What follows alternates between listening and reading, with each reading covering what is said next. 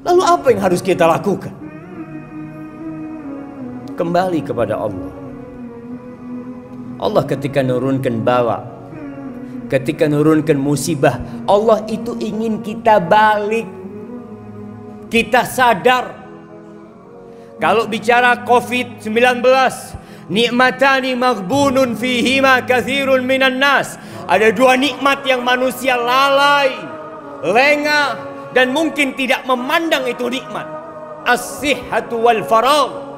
Kesehatan jemaah dan waktu luang yang Allah berikan kepada kita.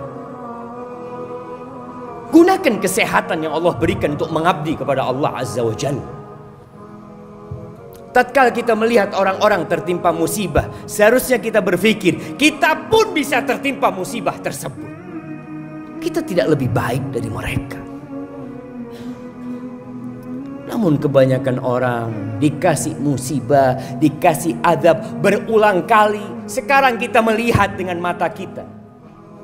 Kita melihat adanya banjir, kita melihat adanya gempa, kita melihat manusia-manusia yang ditelan oleh bumi. Tapi kita tidak kembali kepada Allah Azza wa Jalla. A'udzu billahi minasy syaithanir rajim. Bismillahirrahmanirrahim. Ahibbati fillah, sampai hari ini dunia masih kebingungan tentang apa yang harus dilakukan menghadapi COVID-19. Corona yang sampai hari ini telah menelan 2.000 lebih dan akan terus bertambah. Yang terinfeksi sudah 70.000 lebih. Kenapa itu terjadi?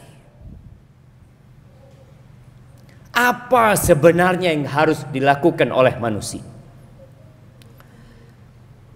Kadangkala manusia lupa bahwa bumi ini memiliki pencipta. Sebagian merasa sebagai pengurus pengatur bumi ini, padahal dia hanya menjadi khalifah yang sementara ditugaskan untuk memakmurkan bumi ini dengan catatan melaksanakan perintah Allah dan menjauhi larangannya. Dulu ada sebuah istilah di Arab sana. Kalau ada pendatang baru datang ke kampung tempat kita tinggal, maka kita katakan kepada dia, ya gharib kun adib. Wahai pendatang, jadilah engkau orang yang beradab dan beretika. Kita pendatang di bumi ini, syama. Kita bukan pemilik. Allah Azza wa Jalla mengatakan, wa min ayatihi khalqus samawati wal ard. Di antara tanda-tanda kebesaran Allah diciptakannya langit dan bumi ini. Wa ma batha fihima min dabbah. Dan yang kita lihat dengan mata kita, adanya binatang-binatang, adanya makhluk-makhluk hidup yang bertebaran di muka bumi ini. Ada yang menciptakan, ada yang membuat mereka hidup, dan ada yang memberikan rizki kepada mereka. Kata Allah, wa huwa ala jam'ihim idza yasha'u qadir. Dan kalau Allah berkehendak untuk mengumpulkan mereka, Allah kumpulkan semuanya. Kita melihat banyak musibah, dan musibah itu tidak berhenti, hanya berganti. Sebelumnya ada SARS, mungkin juga ada MERS, datang lagi COVID-19, entah apa lagi yang akan datang. Bencana-bencana alam yang kita lihat, yang terjadi di negeri kita, di negeri orang lain, di Australia, itu terus berganti dan tidak berhenti. Apa kata Allah tentang musibah-musibah tersebut? Supaya kita sadar, apakah penyakit yang terjadi itu karena kita salah makan, atau karena kita salah berolahraga, atau karena kita kurang mengkonsumsi vitamin, atau karena ada hal lain di luar nalar manusia, tapi kita bisa menalarnya. Kata Allah Azza wa Jalla, "Wa ma asabakum min musibatin fabima kasabat aydikum wa ya'fu an katsir." Tidak ada satupun musibah yang menimpa kalian melainkan itu karena dosa-dosa kalian, karena kerjaan kalian. Kita sering mencari kambing hitam, kita suka menyalahkan orang lain. Kata Allah, "Fabima kasabat aydikum wa ya'fu an katsir." Dan banyak yang Allah maafkan. Kalau karena setiap dosa engkau dapat azab, nggak ada yang hidup di muka bumi ini, jemaah. Tapi Allah masih kesian sama kita. Andai kata karena semua dosa yang kita kerjakan, kita dikasih azab, kita dikasih musibah, tidak ada satupun penduduk Jember yang hidup di sini. Kita sok suci. Ahibati fillah. Rasulullah sallallahu alaihi wasallam pernah berpesan kepada para sahabat. Beliau mengatakan, ada 5 perkara yang aku berlindung kepada Allah, semoga kalian tidak menghadapi perkara tersebut. Salah satunya, lam tadharil fahishatu fi qaumin hatta yu'linu biha illa fasha fihimut ta'un wal auja allati lam takut fi aslafihim alladhina madaw. Tidaklah perbuatan zina, kekejian, LGBT nampak di suatu kaum sampai mereka mengumumkannya. Dan kita melihat perzinaan di negeri kita, di dunia. Kita melihat bagaimana LGBT, berbagai penyakit nampak di masyarakat dan diumumkan. Mereka merekamnya, mereka menyebarkannya.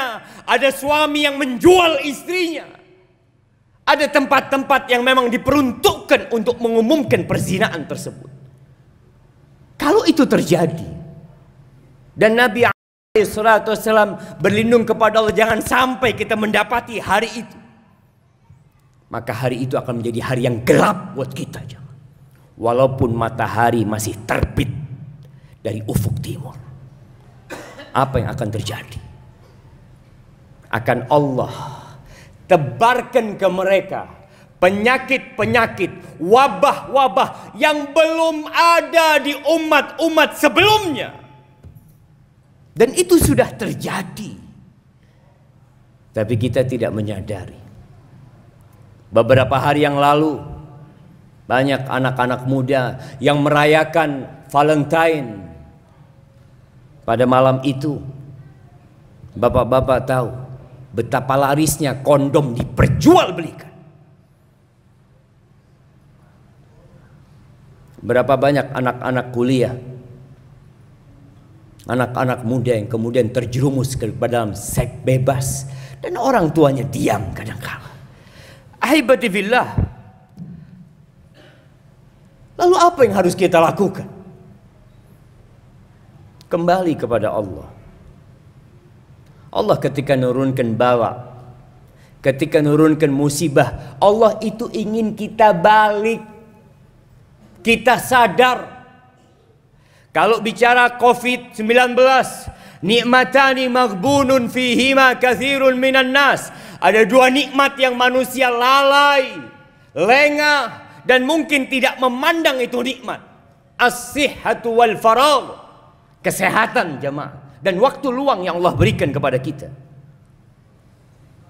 Gunakan kesehatan yang Allah berikan untuk mengabdi kepada Allah Azza wa Jalla.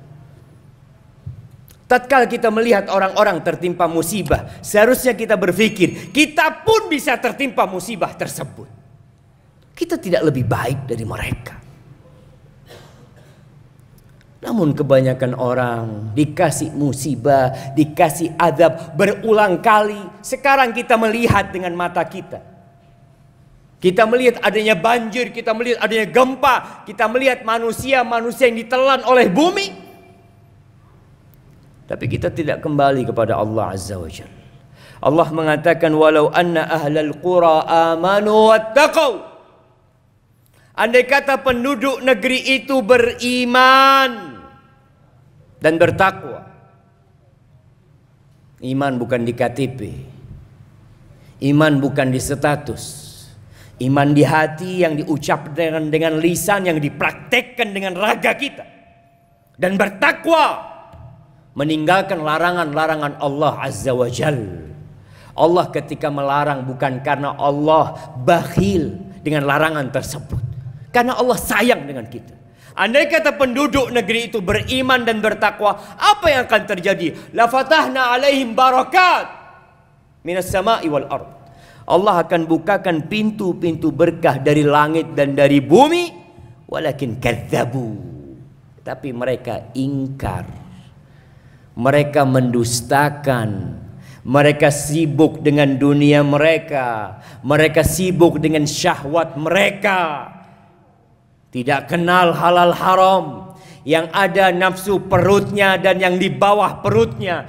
Itu yang menjadi imam buat mereka dalam kehidupan ini.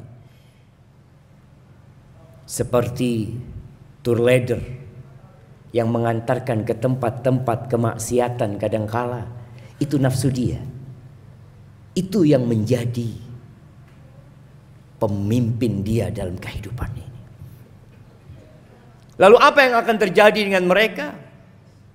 Allah mengatakan walakin kadzabu fa akhadnahum bima kanu yaksibun. Gara-gara kerjaan mereka kita azab mereka.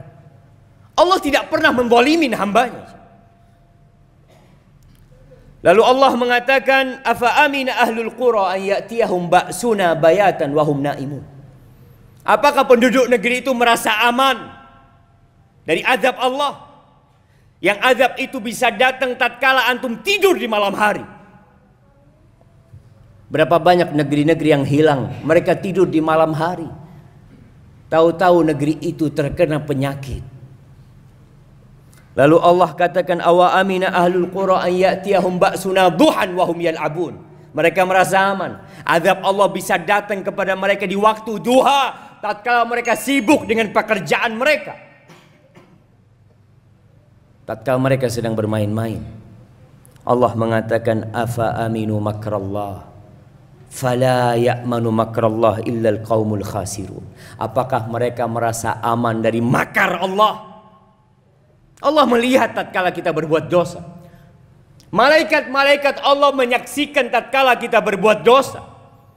Mungkin tetangga kita tidak mengetahuinya, mungkin istri kita tidak mengetahuinya, tapi Allah Jalla Jalaluh, innallaha kana 'alaikum raqiba. Lalu engkau merasa aman dari azab Allah?